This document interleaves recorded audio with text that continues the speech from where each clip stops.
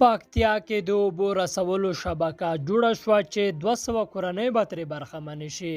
یاسین ضیا وایي علیپور غل او ریزن د ژر به د قانون منګولو ته وسپارل شي.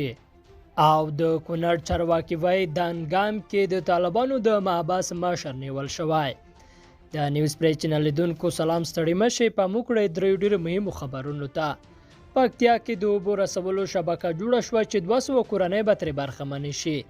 په پکتیا ولایت کې 200 کورنۍ له پاکو اوبو برخمنې شوې. د پکتیا والي ویاند عبدالرحمن منګل ازادي راډیو ته وویل چې د دې ولایت په احمد خیل ولسوالۍ کې د څه باندې 3 میلیون افغانیو په ارزښت د څښاک د پاکو اوبو رسولو یوه شبکه جوړه شوه. د منګل په وینا د اوبو رسولو دغه شبکه د کلیو بیا رغونې او پراختیا ریاست په چوکاټ کې د اوبو رسونې او روغتیا ساتنې برنامې له لوري د دې ولسوالۍ په سکندرخیلو کلي کې جوړه شوې او پرې 3 میلیونه افغانۍ لګښت راغلی.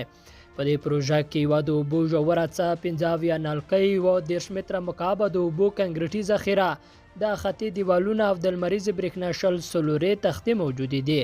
منګل وایي د دې شبکې په جوړېدو سره به 225 کورنیو ته د څښاک پاکې اوبه ورسیږي.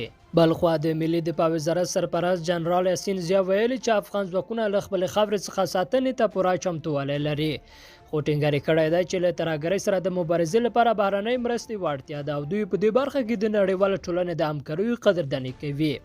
نوموړي د خپلو خبرو پر دوام د یوې پوښتنې په ځواب کې ویلي چې د میدان وردګ ولایت په بهسود ولسوالۍ کې د غیر مسؤل وسلوال علیپور پر وړاندې عملیات روان دي او افغان ځواکونه هڅه کوي چې ملکیانو ته له زیان رسولو پرته نوموړی ونیسي.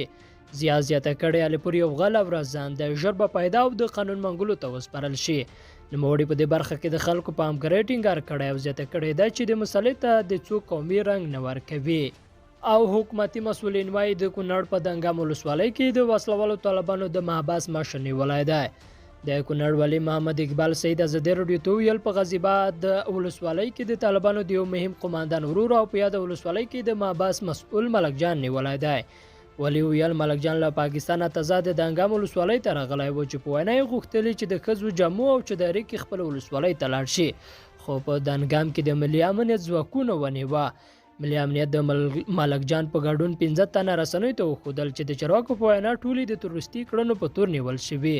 تر اوسه وسلوالو طالبانو او نورو نیول شویو کسانو په اړه څه نه دي ویل شوي.